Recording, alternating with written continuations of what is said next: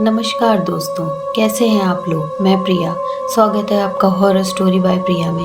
तो दोस्तों, जैसा कि आप जानते हैं कि मेरा मानना है कि अगर जीवन है तो जीवन के बाद भी एक दुनिया होती है, यानी मृत्यु के बाद भी एक जीवन होता है और इसको वही समझ सकता है जिसने उसे फील किया हो। तो दोस्तों, शुरू करते हैं आज की कहानी। दोस्तों, आज की कहानी है लखनऊ के प्रमोद जी की। तो दोस्तों, ये बात है 2005 की।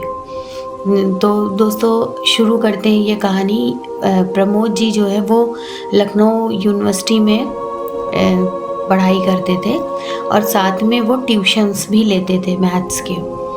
तो वो उनका एक स्टूडेंट था, वो ब्राह्मण था, तो वो उनसे मैथ्स पढ़ता था और मतलब पढ़ते पढ़ते काफ़ी प्रमोद जी को उससे लगाव हो गया था, क्योंकि वो लखनऊ से लगभग 50 किलोमीटर दूर एक गांव है वहीं का था, लेकिन वो आके यहाँ लखनऊ में ही पढ़ाई कर रहा था। तो उनसे वो ट्यूशन लेता था मैथ्स का।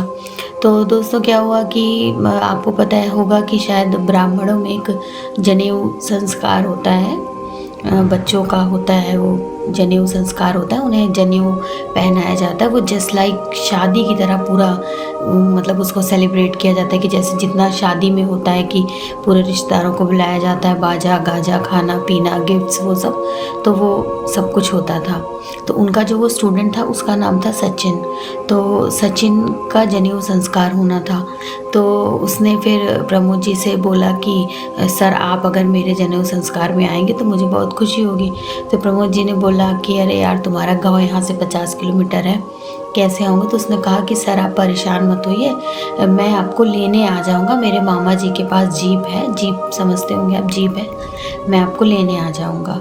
तो फिर प्रमोद जी उसकी बात को मना भी नहीं कर पाया। उन्होंने कहा चलो ठीक है, चलते हैं, एक दिन की बात है।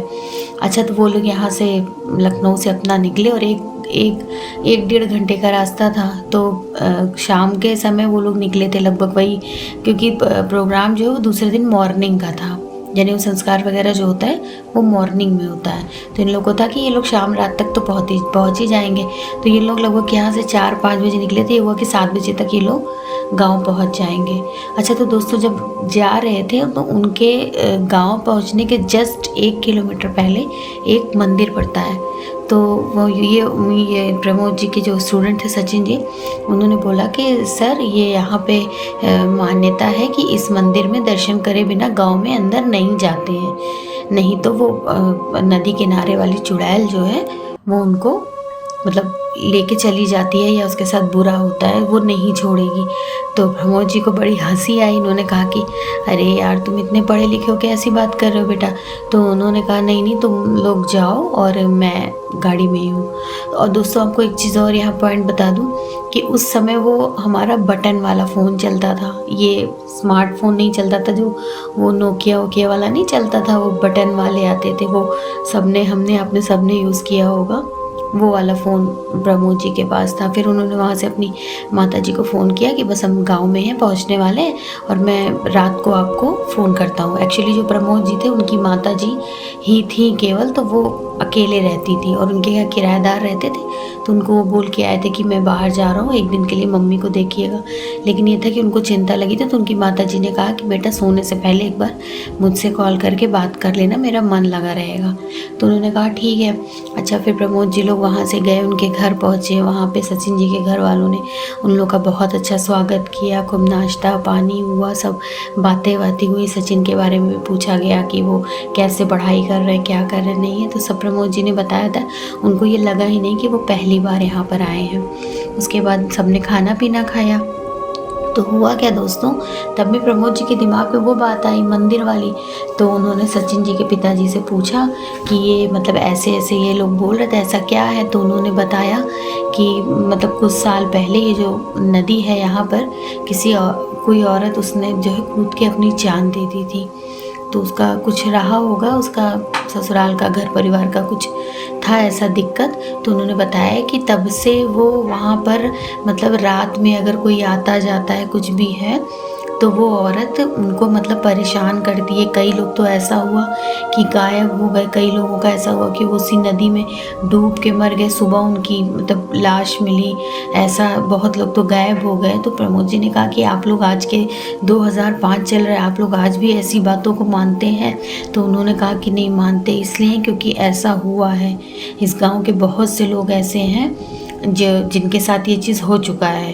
तो प्रमोद जी ने कहा कि ऐसा कैसे, और वो दर्शन करने वाला क्या मैटर है? तो उन्होंने बोला कि ये मान्यता है कि अगर वो माता जी के मंदिर में दर्शन, गाँव से कोई भी जाता है बाहर तो वो माता जी के मंदिर में माथा टेक कर जाता है, और आता है तो भी उस माता जी के मंदिर में माथा टेक कर ही आता है, तो वो चुड़ैल जो है वो उन लोगों का कुछ नहीं बिगाड़ती।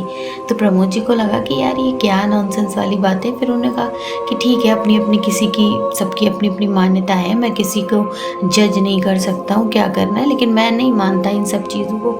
और दोस्तों एक चीज़ और उन्होंने बताया कि किसी के ऊपर अगर भूत पिशाच प्रेत कुछ भी होता है तो वो लोग उस मंदिर में उनको लेके आते हैं, और वहाँ पे वो 2 दिन 4 दिन 5 दिन रहते हैं, और वो वहाँ से ठीक होके जाते हैं। बहुत दूर दूर से लोग आते हैं। तो वो बता रहे थे कि मंडे और फ्राइडे को वहाँ पूरा मेला लगता है, और उस मंदिर में दूर दूर से लोग, ऐसे ही लोग आते हैं जिनके ऊपर कोई ऐसी बुरी शक्ति मतलब हावी होती है। तो इस वजह से यहाँ पे सोमवार और शुक्रवार को तो बिल्कुल मंदिर में जाने लायक नहीं होता है। तो उन्होंने सोचा कि चलो कभी ऐसा मौका लगा तो देखेंगे। उसके बाद सब लोग खाना वाना खाए। अब गांव में तो सब लोग जल्दी सो जाते हैं। प्रमोद जी को तो नींद नहीं आ रही थी। फिर उन्हें ये हुआ कि मम्मी को भी फ़ोन करना है, उनको भी बता दूं कि हाँ मैं ठीक से पहुंच गया हूँ, खाना वाना खा लिया हूँ, मैं सोने जा रहा हूँ। अच्छा दोस्तों, तो फिर क्या हुआ कि उन्होंने अपनी मम्मी को फ़ोन मिलाया दोस्तों, तो वहाँ नेटवर्क ही नहीं अंदर आ रहा था, बहुत कम नेटवर्क घर के अंदर आ रहा था। तो दोस्तों वो फ़ोन का नेटवर्क करते करते काफ़ी दूर निकल गए। जैसे मम्मी को फिर एक बार मिला फ़ोन, फिर हेलो जैसे उनकी मम्मी ने बोला, थोड़ा सा बात हुई, फिर वो मतलब नेटवर्क चला गया। तो दोस्तों फिर थोड़ा सा और आगे जाते जाते उन्होंने ध्यान ही नहीं दिया, वो उसी नदी के किनारे पहुंच गए जिस नदी की बात सचिन जी के पिताजी और उनके परिवार वाले सारे लोग बोल रहे थे। अच्छा, उन्होंने तब भी वो ध्यान नहीं दिया क्योंकि चांदनी रात थी, नदी बह रही थी और हवा चल रही थी, तो उनको बड़ा अच्छा लग रहा था कि कितना अच्छा मौसम है। ऐसा तो कभी शहर में तो कभी ये सब चीज़ें देखने को मिलती ही नहीं है, बहुत अच्छा लग रहा। तो वहाँ पे एक बड़ा सा पत्थर था पास में, प्रमोद जी आराम से उसी पर बैठ गए, और बैठ के फिर जब उन्होंने फ़ोन मिलाया तो आराम से अपनी माता जी से बात हो गई। और माता जी से बात करके जैसे उन्होंने फ़ोन रखा तो पीछे से एक आवाज़ आई, यहाँ क्यों आए हो? प्रमोद जी ने पीछे मुड़ के देखा, कोई नहीं था। फिर वो बैठे गए, ये क्या है, कौन है ये? फिर उन्होंने फिर आवाज़ आई पीछे से, यहाँ क्यों आए हो, चले जाओ।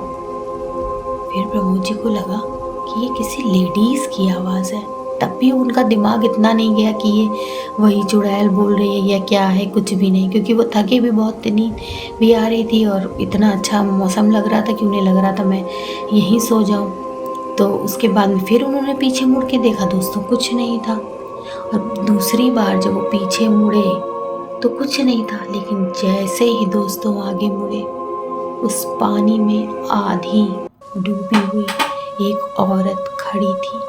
उसके बाल पूरी तरह से लंबे थे और हवा में लहरा रहे थे, और उसकी आंखें बिल्कुल वाइट कलर की चमक रही थी। उसको देखकर प्रमोद जी एकदम बिल्कुल सिर पूरी तरह से कांप गए, डर गए, और एकदम से चिल्लाने लगे। तो वो चिल्ला रहे थे ना दोस्तों, तो उनके मुंह से आवाज़ निकल ही नहीं रही थी, और वो बिल्कुल तो बैठ गए उसी पत्थर पे, हिल भी नहीं पा रहे थे, कुछ भी नहीं बोल पा रहे थे, उनको कुछ भी नहीं समझ में आ रहा था। डर के मारे उनका फ़ोन भी वहीं गिर गया, और उसके बाद उन्होंने आँख बंद कर ली डर की वजह से, और बस अपनी माता जी को याद किया, अपनी माँ को। और जो वो सचिन जी ने मंदिर दिखाया था जहाँ पे, तो वो बाहर से ही माता जी की मूर्ति दिखती थी, तो उन्होंने देख के हाथ जोड़ा था। उन्होंने तुरंत अपने मन में वही ध्यान किया और उसी समय उनका शरीर ढीला हुआ और उन्होंने मतलब फ़ोन भी नहीं उठाया अपना। इतनी तेज़ वो भागते हुए सीधे सचिन जी के घर आकर रुके। वहाँ पे फिर जल्दी से अंदर आए और आते ही मान वो आंगन में ऐसे गिर गए धड़ाम से। और उसके बाद तब में फिर वो सचिन का नाम लेके चिल्लाने लगे, सचिन सचिन। फिर वो सारे लोग बाहर आए। फिर ऐसे ऐसे उन्होंने बताया। तब उनके पिताजी और उनके चाचा, जो भी लोग वहाँ परिवार में रहते थे साथ में, आपको पता है कि गांव में सब लोग साथ में ही रहते हैं, उन सब ने उनको जीप में बिठाया और तुरंत वहाँ से लेके माता जी के मंदिर में गए। क्योंकि दोस्तों तब तक प्रमोद जी की हालत बहुत ज़्यादा ख़राब हो गई थी। वो उल्टा सीधा पता नहीं क्या बड़बड़ बड़बड़ बड़बड़ लगा रहे थे और मतलब उल्टी सीधी बातें कर रहे थे। तो फिर जैसे ही फिर उनको वहाँ ले जाया गया मंदिर में, फिर दोस्तों पूरा 2 दिन उस मंदिर में वो रहे। उसके बाद धीरे धीरे फिर वो ठीक हुए और उसके बाद फिर सचिन और उनके परिवार वाले वापस उनको उनके घर छोड़ कर आए। तो दोस्तों इसीलिए कहते हैं कि अगर कोई आपको बताता है कि हाँ ऐसा कुछ है, वहाँ मत जाओ, नहीं करो, तो आप सबसे रिक्वेस्ट है कि अपनी बुद्धिमानी लगा के ऐसा गलत काम ना करें कि आपको पछताना पड़े। ये तो प्रमोद जी की खुशकिस्मती थी, पता नहीं उनका किसने साथ दिया कि वो वहाँ से बच के निकल आए। नहीं तो लोग बताते हैं कि वहाँ से लोग, कितने लोग ऐसे हैं जो कि वापस ही नहीं आए। और उसके बाद में उन्होंने कसम खाई कि अब कभी ऐसा किसी भगवान का, किसी का मैं अपमान नहीं करूँगा। प्रमोद जी कहते हैं आज तक अब मेरा ये कि अगर मैं किसी रास्ते से जा रहा हूँ, एक छोटा भी मंदिर मुझे दिखता है तो मैं वहाँ पे माथा ज़रूर टेकता हूँ और आज तक मैं उस गलती की माफ़ी मांगता हूँ। तो दोस्तों ये थी आज की मेरी रियल हॉरर स्टोरी। आपको ये स्टोरी कैसे लगी? आशा है अच्छी ही लगी होगी।